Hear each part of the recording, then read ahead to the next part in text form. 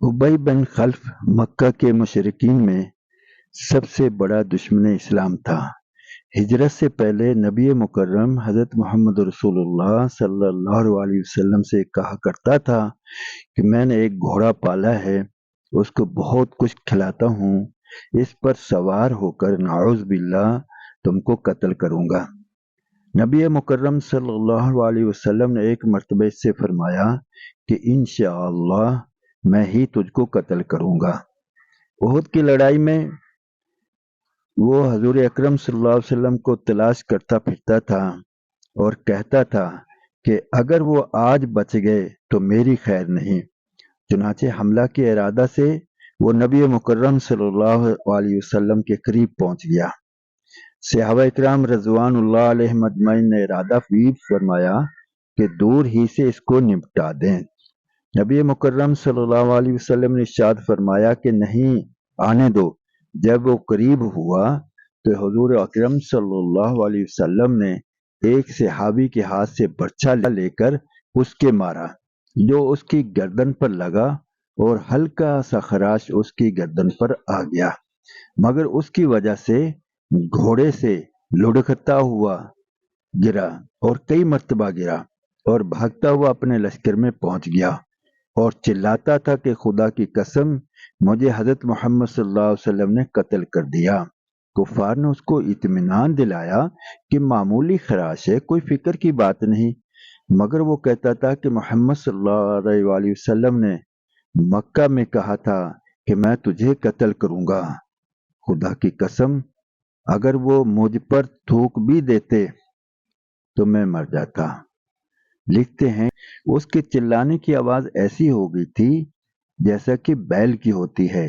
अबू सुफियान ने, जो इस लड़ाई में बड़े जोरों पर था और उस वक्त तक मुसलमान नहीं हुआ था, उसको शर्म भी दिलाई कि इस जरा सी खराश से इतना चिल्लाता है। उसने कहा, तुझे खबर भी है कि ये किसने मारी है? ये मोहम्मद सल्लल्लाहु अलैहि वसल्लम की मार है। मुझे इससे जिस कदर तकलीफ हो रही है, लातो उज्जा की कसम, अगर ये तकलीफ सारे हिजाज वालों को तकसीम कर दी जाए तो सब हलाक हो जाएं।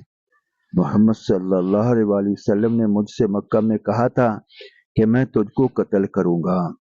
मैंने उसी वक्त समझ लिया था कि मैं इनके हाथ से जरूर मारा जाऊंगा, इनसे छूट नहीं सकता।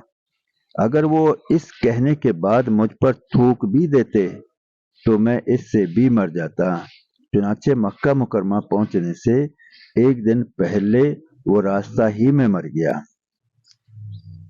हम मुसलमानों के लिए निहायत इबरत और गैरत का मुकाम है कि एक काफर, पक्के काफर और सख्त दुश्मन को तो हजूर अकरम सल्लल्लाहु अलैहि वसल्लम के इरशाद के सच्चा होने का इस कदर यकीन हो कि इसको अपने मारे जाने में जरा भी तरद्दुद या शक न था।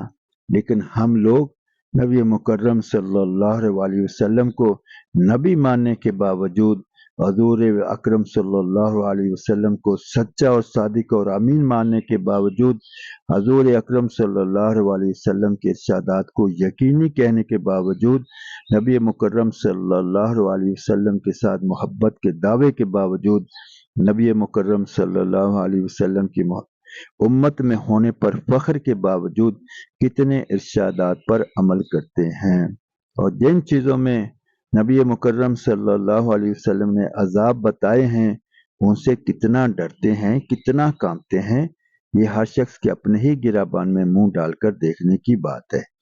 कोई दूसरा किसी के मतलब क्या कह सकता है? अब सोचने की बात है कि हम इतने इरशादात सुनते हैं, बोलते हैं, पढ़ते हैं, सब कुछ करते हैं और दावा मोहब्बत अपनी जगह, लेकिन मजाल है कि अमल की तरफ आते हो। इस सुस्ती का इलाज चुस्ती है। जितना जल्द मुमकिन हो अमल की तरफ और इस्तगफार की तरफ मतवज्जो हों।